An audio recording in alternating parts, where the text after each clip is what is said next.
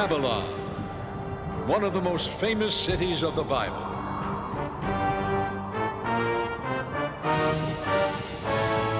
Babylon, an empire that dominated the ancient world as a center of trade, military power, culture, and religion.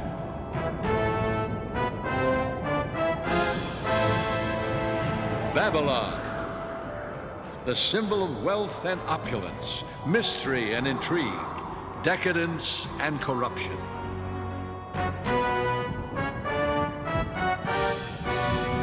Babylon, the imperial city of Hammurabi and of Nebuchadnezzar, its greatest king. But at its peak, Babylon fell suddenly, in a single night, by the decree of God Himself.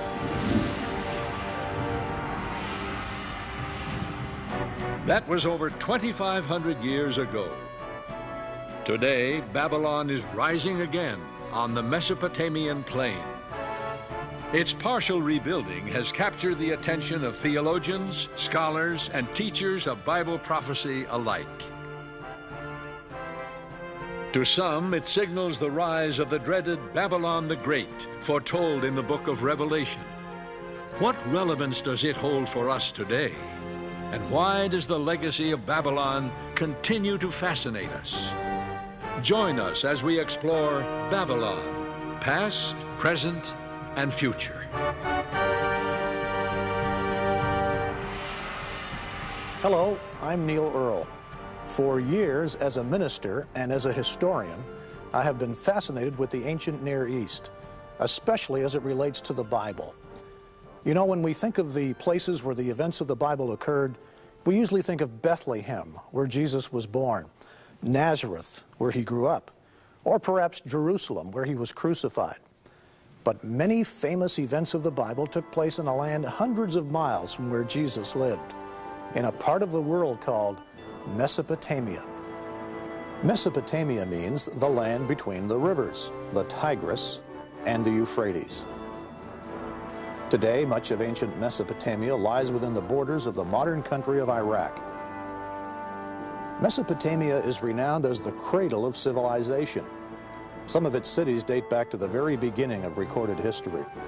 Possibly the most famous of all is Babylon. Located on the banks of the Euphrates about 60 miles south of present-day Baghdad, Babylon has had a long and fascinating history. Today, most of ancient Babylon is nothing but crumbling ruins and broken remnants beneath the sands of time.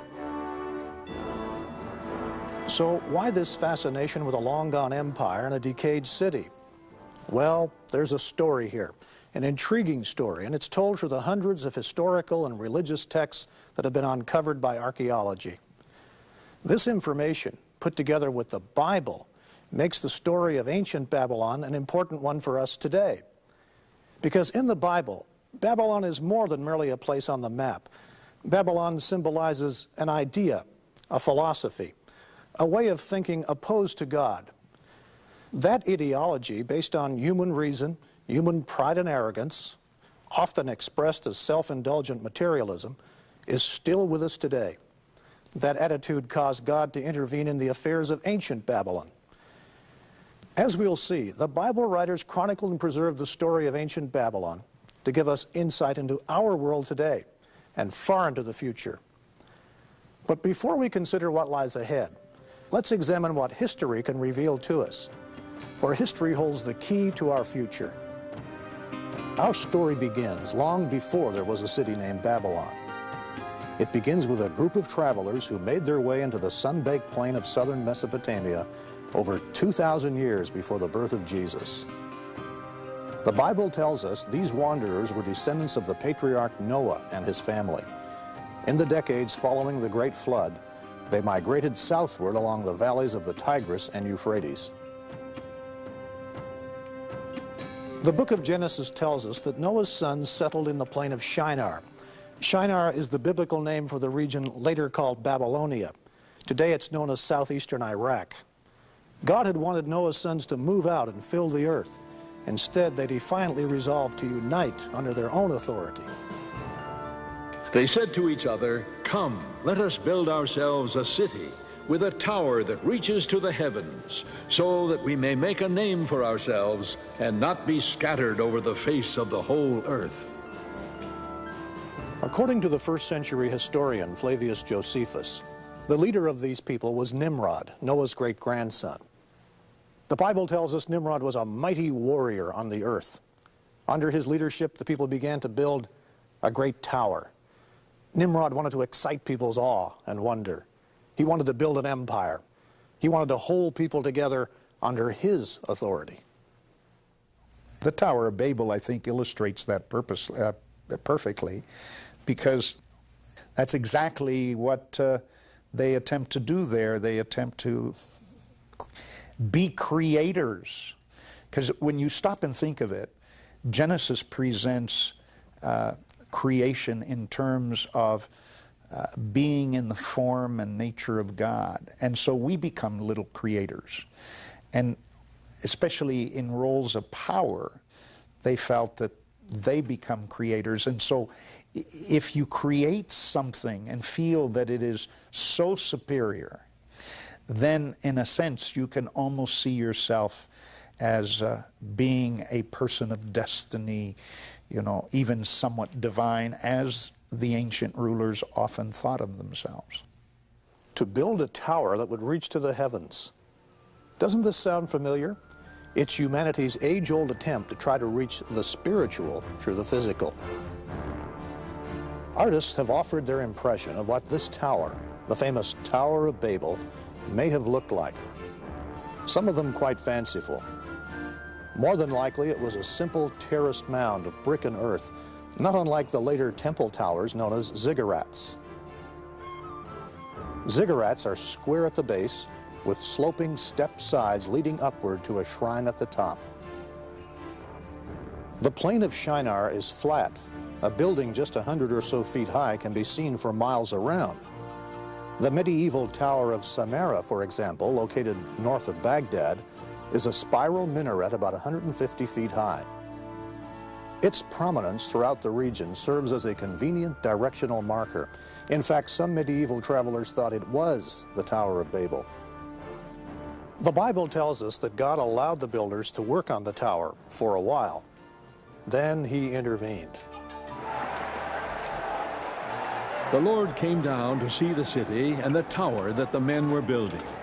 The Lord said, "If as one people speaking the same language they have begun to do this, then nothing they plan to do will be impossible for them.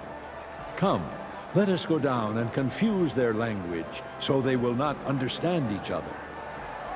So the Lord scattered them from there over all the earth, and they stopped building the city. That is why it was called Babel, because there the Lord confused the language of the whole world. In a sudden act, God confused the language of the people. A babel of voices arose on the scaffoldings. Suddenly the foremen and architects could no longer communicate with the workers. Panic reigned. The building of the city and its great tower came to an abrupt halt.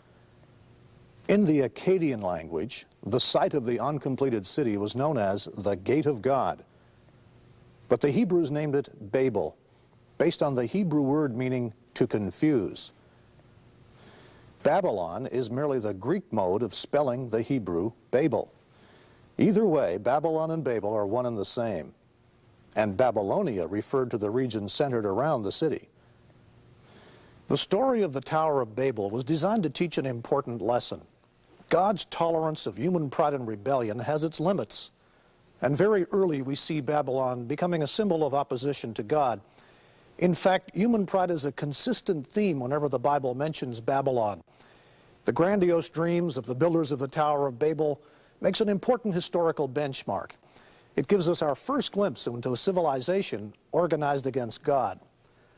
The Tower of Babel was God's first intervention in the history of Babylon. It wouldn't be the last. Over 2 centuries passed. Then we find Babylon re-emerging on the world scene, this time under the Amorites. They founded a dynasty there around 2000 BC. Historians call this the Old Babylonian Empire. The most famous king of this empire was a ruler named Hammurabi. Hammurabi is perhaps best known for his set of laws that have been preserved to this day. The famous Code of Hammurabi, one of the first structured systems of law in history. The laws are inscribed on a polished black diorite stela, or pillar, over 7 feet high. It's topped by a bas-relief showing Hammurabi standing before the sun god Shamash, god of justice. The stela carries more than 4,000 lines of cuneiform script in the Akkadian language, containing nearly 300 legal provisions. They cover business, crime, family disputes, agricultural interest, and other matters. Though the code invoked some harsh punishments, it did bring law and order to a land where crime and disorder had long held sway. Punishment was swift and certain. Under Hammurabi, Babylon achieved military supremacy in Mesopotamia. He built an empire of unequal power. It stretched from the Persian Gulf to the upper reaches of the Tigris River. Babylon became a leading literary and cultural center, the intellectual capital of Mesopotamia. Babylonian civilization was highly advanced. Mathematical and astronomical texts reveal, for example, that the ancient Babylonians developed the 60-minute hour and the 360-degree circle. Hammurabi extended Babylonian rule not only by conquest, but also by trade. Babylon stood at the crossroads of world commerce and communication. Caravans brought rare and exotic products from far and wide. Cloves, indigenous to the Moluccas or Spice Islands of faraway Indonesia, were among the many luxuries imported. The enticements of trade and commerce, blended with religion, as we'll see, have always been key to the success and dominance of the Babylonian system. Babylon, with its original name meaning Gate of God, was a prominent religious center, and it boasted some of the most striking temples of the ancient world. Like most ancient peoples, Babylonians worshipped many gods. Their religion centered around idolatry. They feared the forces of nature. In the barren deserts of Mesopotamia, the margin between survival and prosperity was a very thin one indeed. Too little or too much rain could wipe out a whole year's food supply. The Babylonians worshipped scores of different deities, looking to them for mercy and protection, conducting intricate and sometimes chilling rituals. The gods needed appeasing. In ancient times, whoever controlled the religion controlled the people. It was no wonder then that the Babylonians believed their king reigned as the earthly representative of the gods. They were among the first to fuse religion and politics into a totalitarian mindset. That mindset is carried on throughout history. Idolatry permeated every facet of ancient Near Eastern life. And the problem with this was that the ordinary person was almost completely cut off from the knowledge of the true God, the God of the Bible.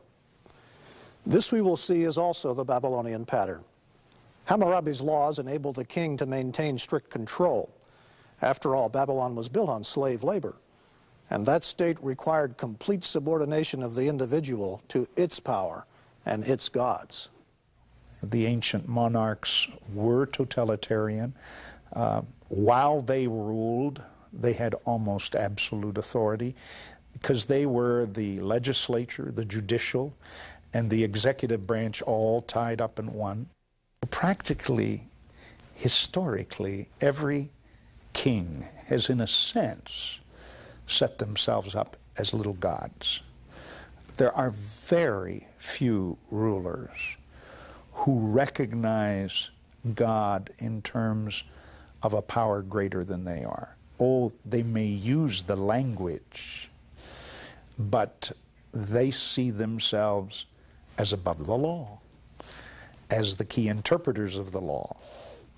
So I always say there are just very few rulers that you could say did not see themselves as little gods. Hammurabi forged one of the greatest empires of the ancient Near East. He laid the basis of a civilization that would endure for more than 1,000 years after his death.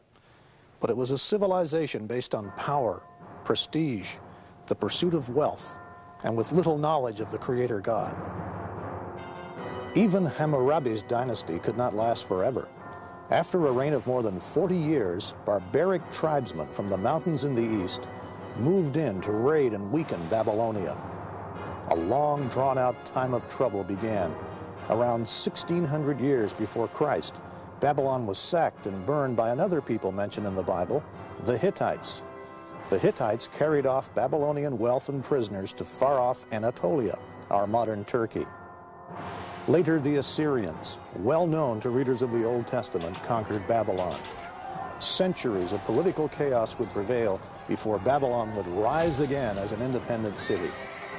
The first great age of Babylon had ended. Ancient Assyria was one of Babylon's powerful rivals. This massive human-headed winged bull is striking testimony to the power of Assyria. The Assyrian Empire was a huge military machine, widely regarded as one of the most brutal and oppressive kingdoms in history. In 689 BC, Assyria's hammer blows inflicted the worst humiliation yet upon Babylon. In an attempt to throttle a Babylonian resurgence, the Assyrian hordes under King Sennacherib pillaged and burnt Babylon. They threw its rubble into the Euphrates. The Assyrians flooded the city. Its very foundations were destroyed.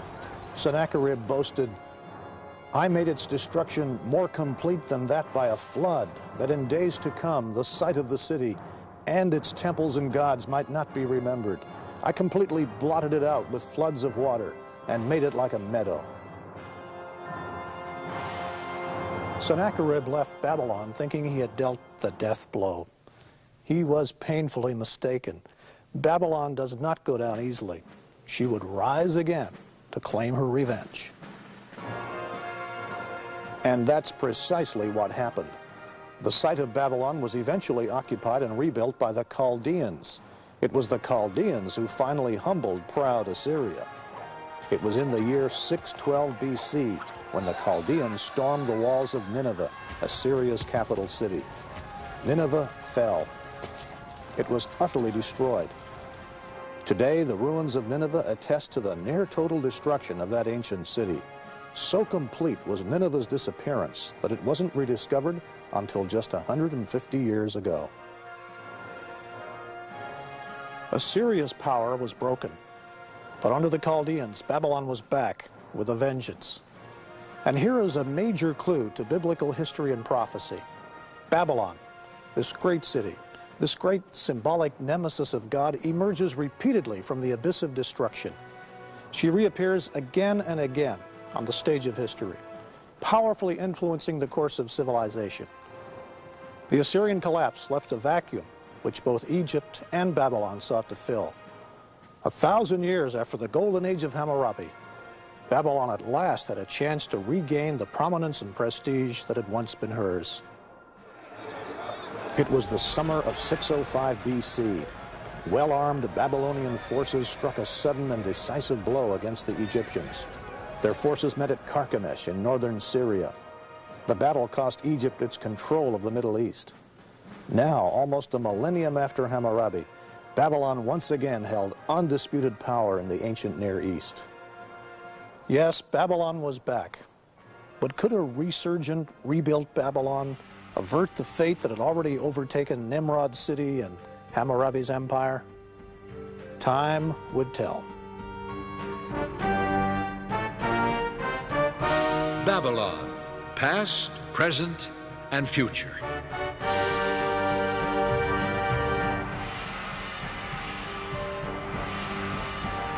The Egyptian army of Pharaoh Necho II clashed with Babylon in 605 BC at Carchemish on the Euphrates River. The fighting was fierce. Egyptian losses were staggering. The battle cost Egypt control of the Middle East. The general who routed the Egyptians was the 25-year-old crown prince of Babylon. He would later become Babylon's greatest king, the legendary Nebuchadnezzar. Babylon would achieve its greatest glory under this powerful ruler. Nimrod, Hammurabi, and now Nebuchadnezzar. The Old Testament rings with the terror of his name. Under his rulership, Babylon became the most powerful metropolis of its time. envied, feared by friend and foe alike. Nebuchadnezzar the king, from what we can tell, is a composite of various aspects of human beings. He's powerful and ruthless when he needs to be. He also, though, is a human being that has his doubts, his questions. He can't answer all the questions, so he tries to pull around him those that at least can answer some of those questions. And if they don't answer them very well, he eliminates them. And that would be true of many of those Oriental despots. And Nebuchadnezzar's like that. He's also a builder. You know, he wants his name carried on, so he builds Babylon, but he also builds outside of Babylon. Again, he rebuilds temples. He does all these kinds of things in an effort to please the gods, because he's not always sure what the gods are going to do. Even though he might rule human beings, he can't rule everything. And so you see this composite in one individual. Now, we can't delve into his mind. We can only see what he attempted to do and create and try to figure out what motivates this character. It was Nebuchadnezzar who conquered Jerusalem in 605 BC. During his reign, the kingdom of Judah was reduced to a vassal state. 5 years later, against the advice of the prophet Jeremiah, the Jews rebelled against Babylon. Nebuchadnezzar retaliated 2 years after that by laying siege to Jerusalem, the holy city of the Jews. Jerusalem fell in 597 BC. At that time, Nebuchadnezzar took the Judean monarch, young King Jehoiachin, back to Babylon. He then set up a puppet king, Zedekiah, on the throne of Judah. All of this is mentioned by the biblical writers, and interestingly enough, some of these very details are confirmed by inscriptions found in the ruins of Babylon itself. This clay tablet from the British Museum, called the Nebuchadnezzar Chronicle, was translated in 1956. It records the Babylonian defeat of the Egyptians at Carchemish in 605. It tells us about Nebuchadnezzar coming to power. It mentions the capture of Jerusalem and the appointment of Zedekiah as puppet king in Judah. This is striking confirmation of some of the most famous events in biblical history. But a decade later, Judah was to rebel for the last time. Jerusalem's puppet king, Zedekiah, plotted with the Egyptians. Nebuchadnezzar responded with a final devastating attack. For 18 months, the city was besieged. Finally, in the summer of 587 BC, Nebuchadnezzar captured and this time destroyed Jerusalem and its temple. He plundered its treasures and carried off most of Judah's remaining population to Babylon.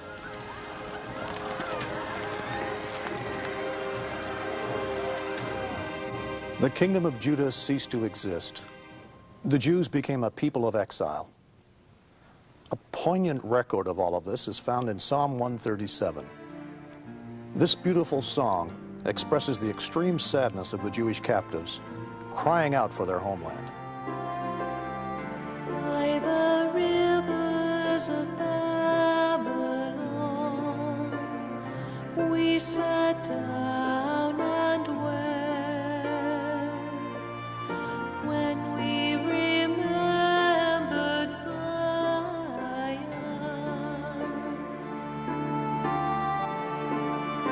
If I forget you, O Jerusalem, may my right hand forget its king. May my tongue cling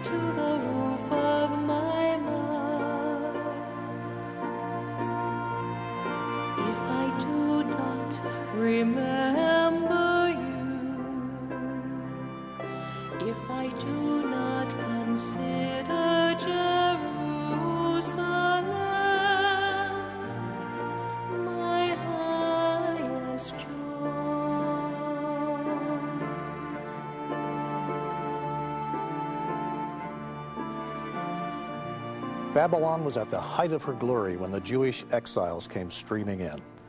At their first sight of Babylon, the captives must have been dazzled. According to Greek historians, Babylon surpassed in splendor all the cities of the known world. Visitors came from many lands to view Babylon's wonders. Nebuchadnezzar was a great builder as well as a great general, like Ramses II in Egypt, like Solomon in Israel.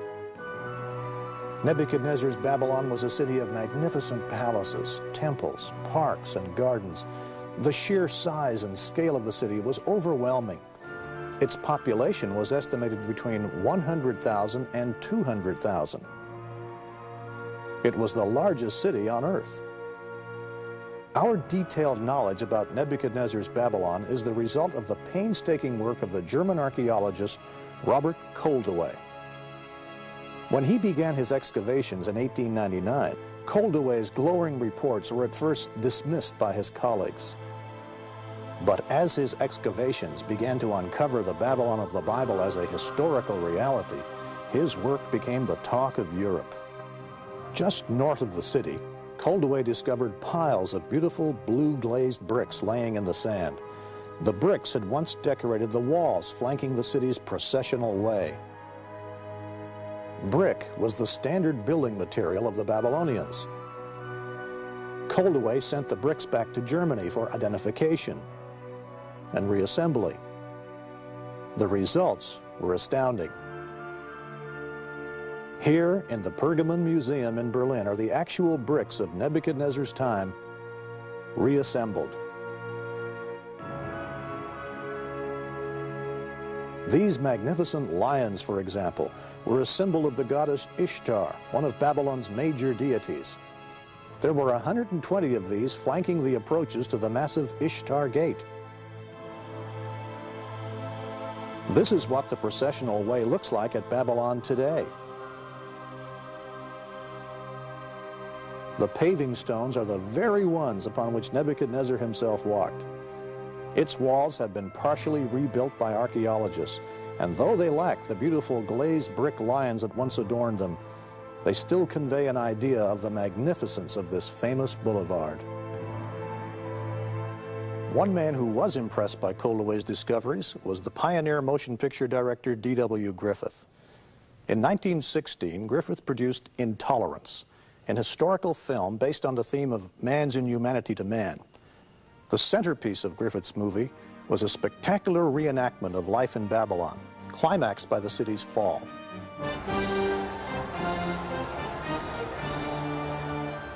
In the film, Griffith magically brought to the silver screen the magnificence and grandeur of Nebuchadnezzar's Babylon, a city that had been buried for some 25 centuries. When we use the phrase pagan splendor, it could have been coined for ancient Babylon. Griffith showed a Babylon of great architectural wonders. A Babylon teeming with life and vitality, its streets crowded with merchants, fortune tellers, strolling musicians, moneylenders, soldiers, prostitutes, government officials, bankers, and slaves. Griffith offered the public its first glimpse of the power and magnificence of Babylon in its heyday, and Babylon's incredible greed and sensuality. Nebuchadnezzar's Babylon would dwarf even many of our modern cities in size and splendor. Let's try to grasp its immense scale. Babylon was roughly square in shape. Divided in half by the Euphrates River, the city was built with precision. Its broad, straight streets crossed one another at right angles, like most cities today. Babylon was enclosed by a double defensive wall circled by a moat. It was the most solidly protected city in the ancient world. According to one ancient source, Babylon's walls were over 300 feet high and 85 feet thick.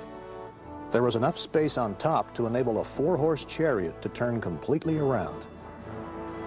The Babylonians felt that their walls were impossible to scale or breach. Defensive towers were positioned at regular intervals. But Babylon's walls were only the beginning of its wonders. The processional way was the main north-south avenue of the city. It was over 70 feet wide, paved with stone and flanked by carved lions. The magnificent processional way led northward to the great temple dedicated to the god Marduk. It was the most impressive street in the ancient world. This is the Ishtar Gate, magnificent and imposing. This was one of 8 fortified gates of the ancient city. They named it after Ishtar, the popular goddess of love. As with the glazed bricks from the processional way, German archaeologists also shipped these vividly colored bricks back here to the Pergamon and reassembled this magnificent gate. The Ishtar Gate was renowned throughout the world, a symbol of Babylon's unrivaled power and might. Through it passed the victorious armies of mighty Babylon as they returned home from distant conquest. The actual Ishtar Gate is in Berlin. Tourists at Babylon can view a half-size replica at the entrance to the site. This was built by the Iraqi government. Not far from the Ishtar Gate, Nebuchadnezzar built a magnificent palace. This palace contained 5 great courtyards surrounded by many apartments and suites. Nebuchadnezzar's throne room lay directly to the south of the central courtyard. Proud Nebuchadnezzar called his palace the marvel of mankind, the center of the land, the shining residence, the dwelling of majesty. This modern reconstruction gives us some idea of what the palace looked like in Nebuchadnezzar's day. Modern bricks stamped with the name Saddam Hussein sit atop the ancient bricks bearing the stamp of King Nebuchadnezzar. The new bricks substitute for the broken and pilfered bricks that once formed the upper courses of the ancient palace. With a little imagination, you can step back in time and enter the palace. Travel through the main entrance, cross the eastern courtyard into a second court, and then on into the large central courtyard. This central courtyard, under reconstruction, is an open area measuring 200 feet by 180 feet. Here, 25 centuries ago, walked visiting dignitaries, foreign ambassadors, court officials, slaves, and exiles. Just to the south of the central courtyard is Nebuchadnezzar's grand throne room. Let's have a look inside. The throne room measures 170 feet by 56 feet. It compares in size with the famous Hall of Mirrors at Versailles in France. Upon this dais, partly recessed into the wall, stood the throne of Nebuchadnezzar himself. In Berlin's Pergamon Museum is a reconstruction of a glazed brick frieze from the walls of the throne room. It gives us a taste of the magnificence of the architecture and decorations of the royal palace in its heyday. What a place this must have been. The effect must have been overwhelming. And that was precisely the point. Nebuchadnezzar's public works were designed to imprint the glory of Babylon and its gods on everyone's mind. Just to the west of the palace along the Euphrates River lay the famous Hanging Gardens of Babylon, one of the 7 wonders of the ancient world. It's said that Nebuchadnezzar built the hanging, actually terraced gardens to please a favorite wife. This young queen, unused to the flat, hot Mesopotamian plain, longed for the cool mountains and forests of her native land. Until recently, many archaeologists believed that the Hanging Gardens had been situated near the Ishtar Gate. It was there, at the northeast corner of the palace, near the Ishtar Gate, that Professor Koldewey had discovered an unusual structure. It was an underground crypt consisting of a series of 14 arched vaults. Nearby was a unique well with 3 shafts. He and later archaeologists concluded that the vaults were constructed to support some enormous weight, possibly the foundations of the Hanging Gardens. But today, many archaeologists believe the vaulted chambers served as a warehouse and administrative complex, because they found ration lists for Jewish exiles. The gardens then would have been more logically situated at the other end of the palace, nearer the river. Imagine what it must have been like. Babylon was at its zenith. Her towering walls were emblazoned with the colorful symbols of a great empire. Yes, Babylon was impressive, but it was also notorious for decadence, and sensuality. Cut off from the true God, addicted to commerce and idolatry, Babylon's moral decadence and corruption plummeted to such a level that Babylon became known as the cesspool of vice. That was quite a distinction, especially in the generally licentious climate of the ancient Near East. Once again, we see Babylon as a symbol of all that is opposite to the way of God. Obsessed with their evil pleasures and filled with pride over their great achievements, the people of Babylon, like their king, drifted inexorably toward a day of reckoning. It's easy to see how people could have been seduced by the wealth, power, and open sensuality of Nebuchadnezzar's Babylon. Through Babylon's wealth and commercial enticements, the people of the ancient Near East were seduced into serving the gods of Babylon, Marduk and Ishtar. As we'll see later, the Babylon, as described in the book of Revelation, is also an enticing mixture of idolatry and commercial power. Another dominant landmark of Nebuchadnezzar's Babylon was a massive 7-stage tower, or ziggurat. This great edifice was reputedly built on the site of Nimrod's original Tower of Babel. The ziggurat was located about half a mile south of the royal palace. Standing nearly 300 feet tall, it was about the same height as the Statue of Liberty in New York Harbor. The Babylonians call it Atemen Anki, the house that is the foundation of heaven and earth. It was topped by a temple covered with blue glazed bricks. Nebuchadnezzar boasted, "I raised the summit of the Tower of Stages so that its top rivaled the heavens." The attitude of Nimrod was alive and well. Nothing is left of the ziggurat today. Only the crumbling brickwork of its base remains. The tower was long ago quarried for its bricks and is now simply a hole in the ground. Opposite the ziggurat stood a huge temple, the Temple of Marduk. It housed the great statue of Marduk, said to have been made of 22 tons of gold. He was commonly called Bel, meaning Lord. From Marduk's shrine, Nebuchadnezzar spread the knowledge of Bel throughout the ancient Near East. This is one reason the prophet Jeremiah singles out Marduk in a prophecy predicting Babylon's downfall. Babylon will be captured. Bel will be put to shame.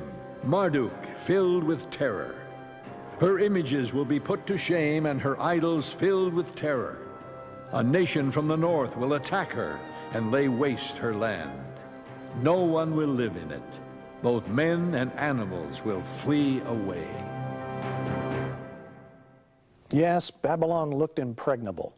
Its power and its wealth dominated the ancient Near East, but so did its cruelty and its rank idolatry. As we saw at the Tower of Babel, God does not forever tolerate human pride and arrogance. In his mercy, God tried to warn Nebuchadnezzar.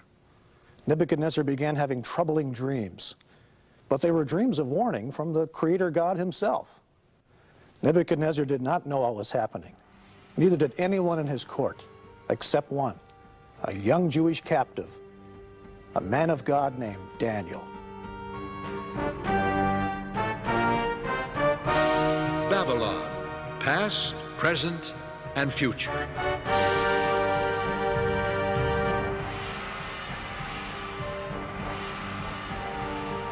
Nebuchadnezzar had built the greatest empire of the ancient Near East.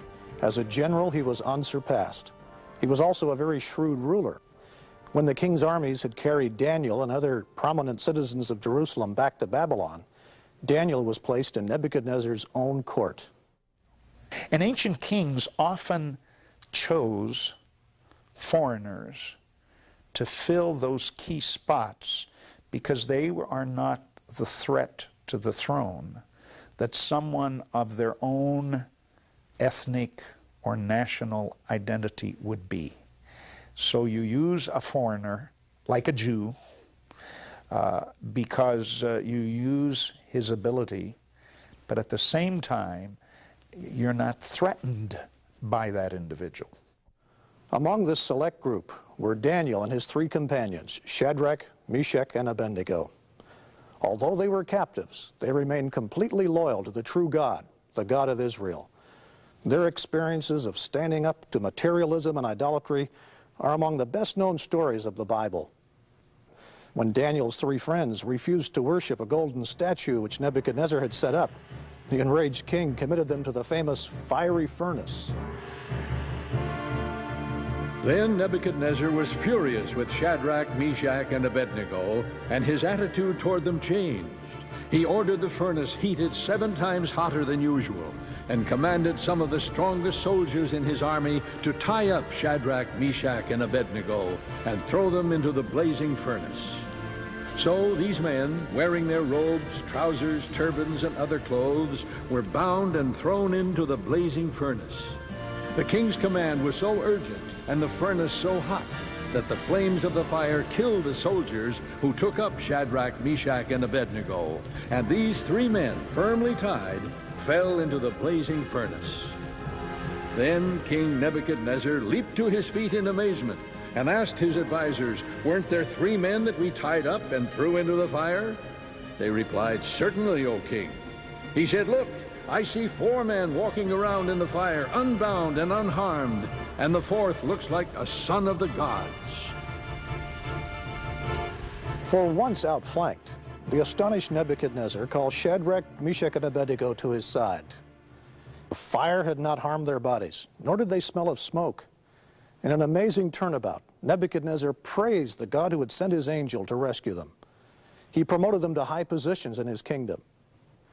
The relationship between Daniel and Nebuchadnezzar was a strange one indeed. On one hand, there was Nebuchadnezzar, pagan ruler of the known world, whose dazzling accomplishments rested on military force and slave labor. On the other, a young Jewish captive brought from his homeland to Babylon, a servant of the one true God, yet loyal to his new king. Nebuchadnezzar is presented as being, at least in the book of Daniel, somewhat sympathetic to the God of Israel and the God of Daniel. But to call Nebuchadnezzar someone who has placed his faith in the God of Israel and Daniel, I would say no. These ancient kings were great politicians, and you know, they made decisions on that which was based, they felt, in terms of their own favor. It was while Daniel was captive in Babylon that he and the king began having disturbing dreams and visions. God was giving them both insight into the future.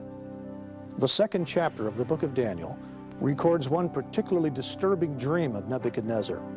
Daniel describes it. "You, O king, were watching, and behold, a great image.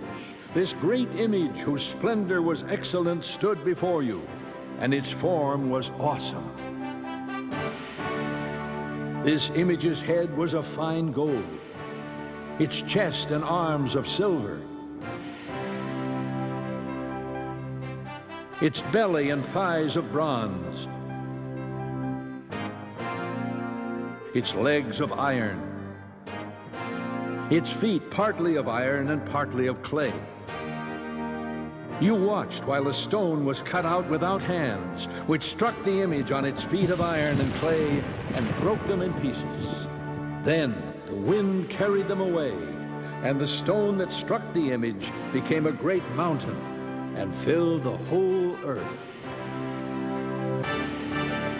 No wonder this dream troubled Nebuchadnezzar. Daniel told the king both what he had seen and gave him an interpretation, a revelation from God himself.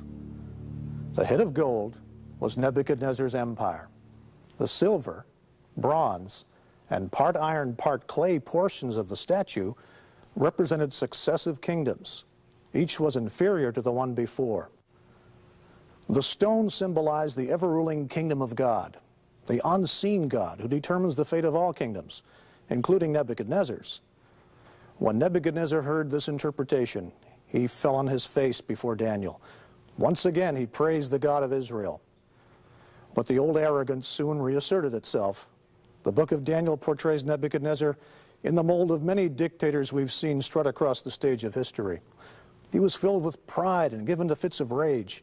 He controlled a great empire, but he couldn't control himself. Daniel warned Nebuchadnezzar that the God who controlled all the kingdoms of the earth would humble him if he didn't change his ways. The warnings fell on deaf ears, Instead of giving God the glory, Nebuchadnezzar saw himself as the source of greatness.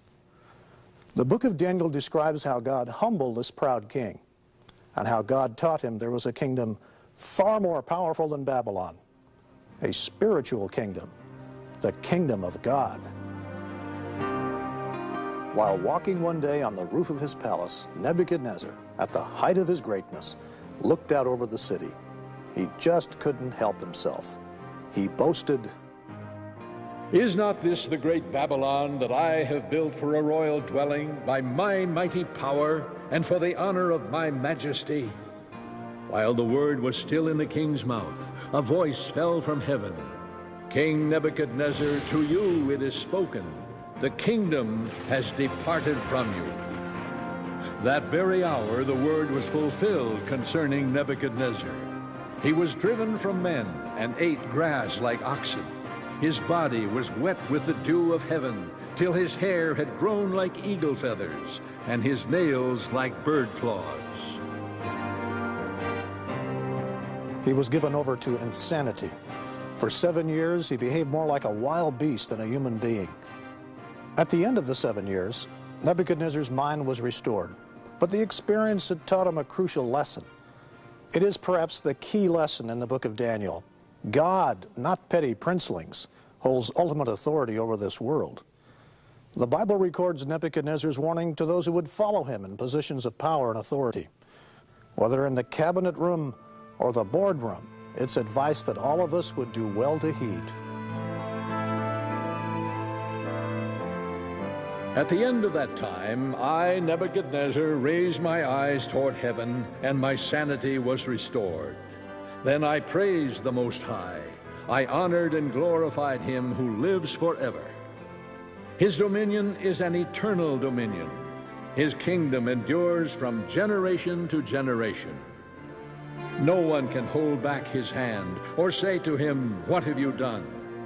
Everything he does is right, and all his ways are just. And those who walk in pride, he is able to humble. But if Nebuchadnezzar had learned this important lesson, his descendants had not. After a 43-year reign, Nebuchadnezzar died in 562 BC. He was succeeded by 4 kings within a period of 7 years, each successor weaker than the one before. The last king of Babylon was Nabonidus, or Nabonidus. He seized the throne in 555 BC. His son and crown prince was Belshazzar, the one the Bible calls Belshazzar. For reasons not fully clear, the scholarly and eccentric Nabonidus spent the last 10 years of his reign at the distant oasis of Tema in Arabia. He was studying history and religion. While Nabonidus was away, his son Belshazzar ruled in Babylon. Now comes a fascinating piece of Bible detective work. For centuries, Belshazzar's name was found nowhere outside the book of Daniel. Historians named Nabonidus as Babylon's final king, but no Belshazzar. No wonder some skeptics rejected Daniel's statements about Belshazzar, labeling them fiction or one of the Bible's historical mistakes. But in 1854, several small clay cylinders came to light. They were found here, at Ur of Mesopotamia. They were inscribed with accounts of the rebuilding of this ziggurat by King Nabonidus. The inscriptions concluded with prayers for the health of Nabonidus and for his eldest son, the crown prince, Belshazzar. "And as for me, Nabonidus, the king of Babylon, protect thou me from sinning against thine exalted Godhead, and grant thou me graciously a long life. And in the heart of Belshazzar, my firstborn son, set the fear of thine exalted Godhead." This archaeological find is important for the story of Daniel, because the inscription sheds light on Belshazzar's command in the 5th chapter of Daniel in verse 29. This is where Belshazzar proclaimed Daniel the 3rd highest ruler in the kingdom. Nabonidus was first, Belshazzar was second, and Daniel the 3rd. This is a striking example of the Bible's often minute accuracy. It was during Belshazzar's reign that God gave his prophet Daniel another important vision.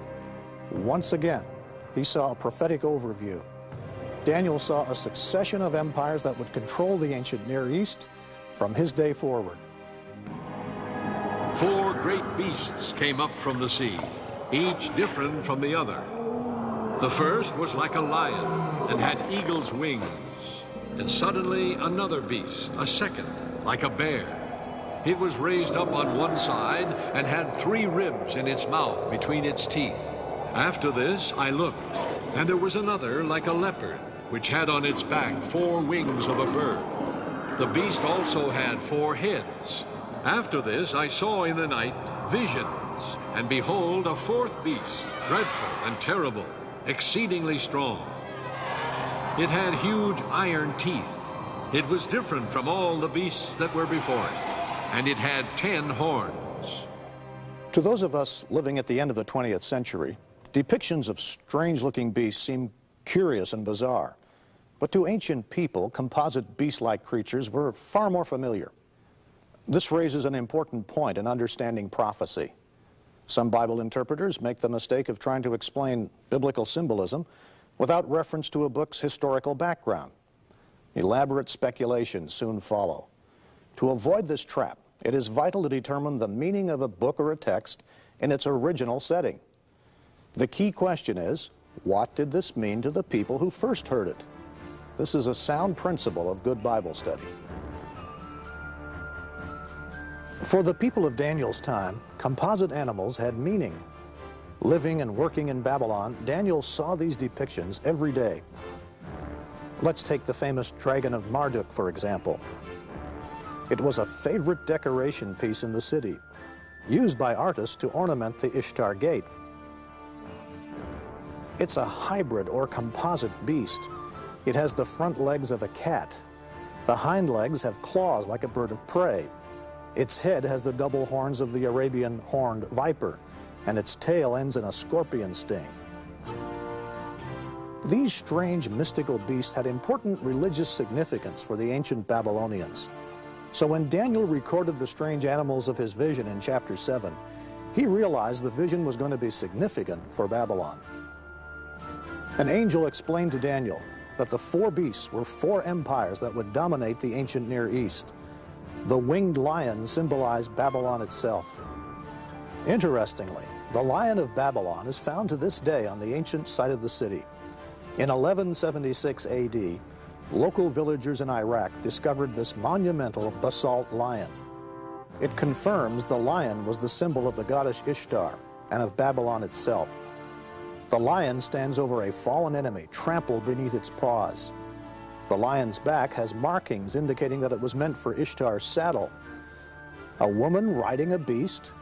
This would be a significant image later on in the book of Revelation. According to many commentators, the bear in the vision symbolized the Medes and the Persians. And sure enough, the Medo-Persian Empire replaced Babylon. The 4-headed leopard has 4 wings. It represented Alexander the Great and the 4 divisions of his empire after his death. The 4th beast has been identified by many Bible commentators as corresponding to the Roman Empire. The book of Daniel paints a vivid picture of the transition from Babylon, the Lion Kingdom, to the Bear Kingdom. It's one of the most famous scenes of the Bible. It was October 539 BC. Apparently during the New Year's festival, Belshazzar had planned a great feast. The king had invited 1,000 of the leading men of his empire for the celebrations. Little did they realize what was going to happen. What made this great banquet so unusual was that it took place while the Persians were besieging Babylon. Yet Belshazzar's faith rested in the mighty walls of the city. That fatal overconfidence would be his undoing. It was during the banquet, in a great show of arrogance in the face of God, that Belshazzar ordered wine to be served. He then toasted the gods of Babylon. He did this with the very golden cups his grandfather Nebuchadnezzar had plundered from the temple in Jerusalem. Suddenly, a strange, terrifying event occurred, probably right here in the throne room of Belshazzar. A mysterious, disembodied hand appeared out of nowhere. It began to write great blazing letters on the king's wall. In the same hour, the fingers of a man's hand appeared and wrote opposite the lampstand on the plaster of the wall of the king's palace. And the king saw the part of the hand that wrote. Then the king's countenance changed, and his thoughts troubled him. Now all the king's wise men came, but they could not read the writing, or make known to the king its interpretation. Then Daniel was brought in before the king, and said, I will read the writing to the king, and make known to him the interpretation. And this is the inscription that was written, Mene, Mene, Tekel, Parsin. This is the interpretation of each word. Mene, God has numbered your kingdom and finished it. Tekel, you have been weighed in the balances and found wanting. Peres, your kingdom has been divided and given to the Medes and Persians. Taken literally, the words Mene, Tekel, and Peres were the names of common Babylonian weights. Before coins were invented, business was conducted using metal ingots as currency. They had to be weighed in a balance against accurate measures, like this 2 mina lion weight, to test their worth. Daniel's interpretation of the writing on the wall played on the root meaning, Mene, which means numbered, Tekel, which means weighed, and Parsin, divided. Babylon's time had run out. As the Bible tells the story, on that very night, while the ominous writing glowed upon the wall, the armies of Cyrus the Great were already entering the city. Babylon's mighty walls and massive fortifications could not prevent its downfall, a downfall decreed by God. The prophet Isaiah gives us some background to King Cyrus and his part in the fall of Babylon. This is what the Lord says to his anointed, to Cyrus, whose right hand I take hold of, to subdue nations before him, and to strip kings of their armor, to open doors before him, so that gates will not be shut. I will go before you and will level the mountains. I will break down gates of bronze and cut through bars of iron. I will give you the treasures of darkness, riches stored in secret places, so that you may know that I am the Lord, the God of Israel, who summons you by name. This scripture hints at the remarkable way Cyrus was able to capture Babylon. With its massive walls, Babylon seemed impregnable. But unknown to the Babylonians, Cyrus had devised an ingenious plan. The Bible doesn't give the specifics, but it's described in great detail by the ancient historians Herodotus and Xenophon.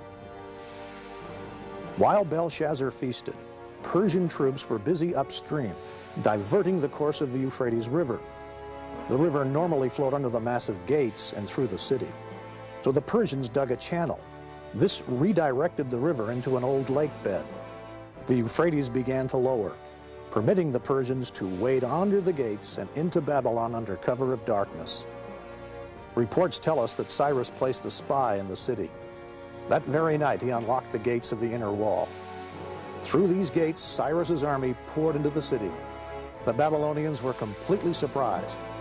Babylon was so large that when the outer parts were invaded, those living in the center of the city were unaware of the attack. Belshazzar and his guests continued their idolatrous defiance of God until it was too late. As the book of Daniel tells us, that very night, Belshazzar, king of the Babylonians, was slain. The greatest city of the ancient world had fallen. The head of gold, which we saw in Daniel 2, had been replaced by the chest and arms of silver, the lion by the bear. Babylon was the economic colossus of the ancient world, but it had become a byword for moral decadence and corruption. Its leaders had become drunk with their own power. The fall of Babylon teaches a lesson we are only too prone to forget. God rules in history. It's a lesson for us today. Babylon was finished as a great power. Yet Babylon had fallen before. Would it, could it, rise again? Babylon, past, present and future.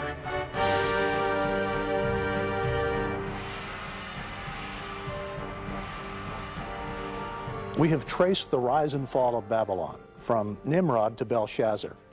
Belshazzar was the last king of Babylon, but the city itself continued under the Persians. Then, a little over 200 years later, Alexander the Great, on his quest to conquer the world, defeated the Persians and captured Babylon. Alexander was bewitched by the idea of Babylon, the thought that the whole world could be unified under one civilization, one city, one man. But Alexander's dreams of world unity died with him in Babylon in 323 BC, in the very throne room of Nebuchadnezzar. In the years that followed, the city began its slow deterioration. By the time of Jesus, Babylon's palaces and temples had crumbled.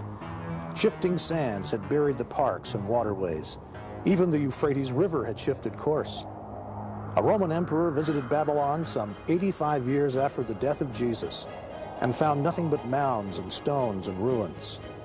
Today, the superpower of the ancient world lies desolate and forsaken. Its palaces, temples, parks and gardens, its broad streets and boulevards are dust and rubble. Cracked bricks bearing the name of Nebuchadnezzar are strewn by the thousands across the site. Only a small section of the once great city has been restored as an archaeological park, and even that only in part. Most of the vast metropolis remains a desolate wasteland, no longer the thriving city of its glory days. It lies unoccupied, abandoned, and forsaken. Babylon, the jewel of kingdoms, the glory of the Babylonians' pride, will be overthrown by God like Sodom and Gomorrah. She will never be inhabited or lived in through all generations.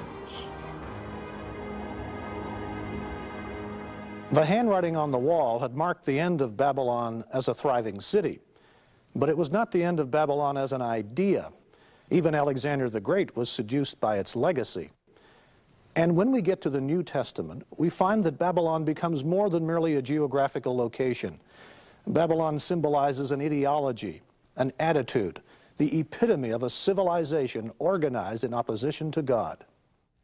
I would describe Babylon as being a city that symbolizes in Scripture that which is the height of human power, and how it rules, conquers, and so on, all the way down through history. But ultimately, how its rulers were corrupt, and it kind of gets what it deserves in the course of human history because those who ruled it thought of themselves as little gods. Here's the point. In all ages, the people of God have lived in the midst of a spiritual Babylon, a godless world. In such a world in pursuit of the physical, the material, the profit motive, little thought has been given to the spiritual realm, to the kingdom of God. This is, as we've seen, the Babylonian pattern. And in that sense, Babylon is with us now. When the New Testament wants to picture evil and defiance of God reaching ultimate fulfillment, it uses a phrase we can now well relate to, Babylon the Great. That phrase is found in the last book of the Bible, the mysterious Apocalypse, or Book of Revelation. The Book of Revelation is written around a remarkable vision from God, given to a man named John. His vision is often considered one of the most difficult parts of the Bible to understand. It's filled with strange images, sights, and sounds. And one of the most well-known are the mysterious 4 horsemen. We generally call the Book of Revelation an example of apocalyptic literature.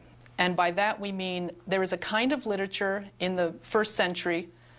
It also exists prior to and after the first century, but it's common in the first century, which has certain features, and many of these can be found in the Book of Revelation. Some of them include visions. In other words, someone will have a vision and record what was seen, and the vision can either be a vision of what is going on in heaven or a vision of the future, or sometimes both. Sometimes there are journeys to heaven in this kind of literature. Someone is transported to heaven to see this. It's not simply a vision on earth, but there's actually a journey made. A couple of the other features that would be typical of apocalyptic literature include a lot of symbolism, and symbolism could be one of several kinds. There are, for example, many animals, both natural, a ram or some sort of sheep or goat, which will figure in this literature, as well as fantastic animals with strange heads and wings and almost bizarre sorts of creatures. Colors are very important in the book of Revelation. There are white robes, there is red blood, there is gold, so that you get the sense of quite a visual, there's a very dramatic sense, but the colors are symbolic. Numbers are also important in apocalyptic literature. So symbolism is an important feature of apocalyptic literature. It's really difficult to understand the book of Revelation if you do not have some kind of background in the various Old Testament books, because of the symbolism there is drawn right out of the Old Testament books.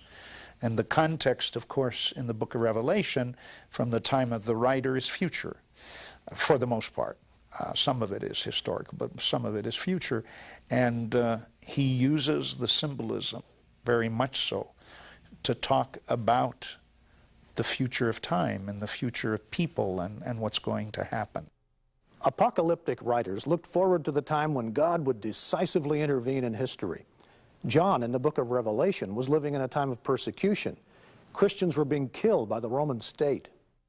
The majority view is that Babylon the Great is a symbol, a name for the Roman Empire, and that if you think of this book as written sometime in the 1st century, almost anywhere Christians were living, they were living in a reality dominated by Rome, ruled by Rome, controlled by Rome, and therefore it's very natural that the world power would be symbolized with a symbol that comes from Israel's own past, namely Babylon the Great. In the Old Testament, Babylon is an actual country that carries off the people of Israel into captivity. And I think the author of the book of Revelation then reapplies that symbol as a warning to Christians to say that Rome today can offer the same kind of threat, maybe not a physical captivity, but can indeed be a real danger to the people of God. So there is a sort of recurring or timeless nature to that symbol. The attitude of Babylon the Great is timeless and pervasive. It's an attitude of opposition to God and to the teachings of Jesus Christ. The attitude is insidious because wealth and prosperity look so good on the outside. This is why the references to Babylon the Great in chapters 17 and 18 of the book of Revelation have such meaning for us today. I saw a woman sitting on a scarlet beast that was covered with blasphemous names and had 7 heads and 10 horns. The woman was dressed in purple and scarlet and was glittering with gold, precious stones, and pearls. This title was written on her forehead: Mystery, Babylon the Great, the mother of prostitutes and of the abominations of the earth. Then the angel said to me, the woman you saw is the great city that rules over the kings of the earth. Here we have all the vivid imagery of apocalyptic writing. It's a future time. There's the woman, the beast, the vibrant colors and the symbolism of a harlot. The Bible has a lot to say about harlotry. God uses it to show how individuals and nations can be seduced from allegiance to Him. In the Old Testament, harlotry is usually an imagery for idolatry. That is to say, the people commit harlotry. God's people commits harlotry when it is unfaithful to God, when it pursues idol worship. And now the church is faced with the same kind of threat, to abandon its true worship of God for other sorts of idols. Well, a harlot is an image of a seductress, someone who, as I said, is enticing them, alluring them to follow this way and to give up their loyalties to what they know to be the true God.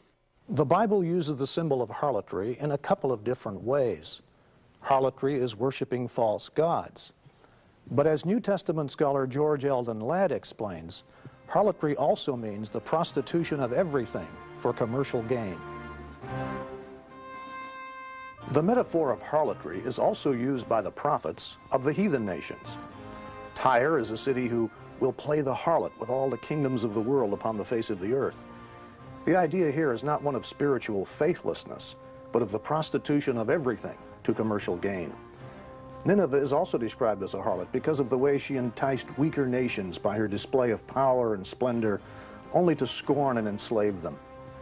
Ladd says of Revelation chapter 17, "Here the harlot is Babylon, the symbol of human civilization with all its pomp and circumstance organized in opposition to God, the city which has dominion over the kings of the earth." We've traced Babylon's appeal through the scriptures and through history, from the Tower of Babel to Nebuchadnezzar's city, and now to the book of Revelation, where Babylon the Great has reached immense power. I think John is trying to paint Babylon as alluring and enticing. And one of the ways you would do that is to show how wealthy and prosperous and satisfying this reality is. And it can lull Christians into a false sense of security. So he's warning them by showing the seductiveness of this particular vision of the world. In the book of Revelation, then, Babylon the Great becomes the code word for a monstrous anti-Christian world system, an economic colossus dedicated to accumulating power and wealth through world trade. This is Babylon's fatal attraction, commercial gain at any cost. For all the nations have drunk the maddening wine of her adulteries. The kings of the earth committed adultery with her, and the merchants of the earth grew rich from her excessive luxuries.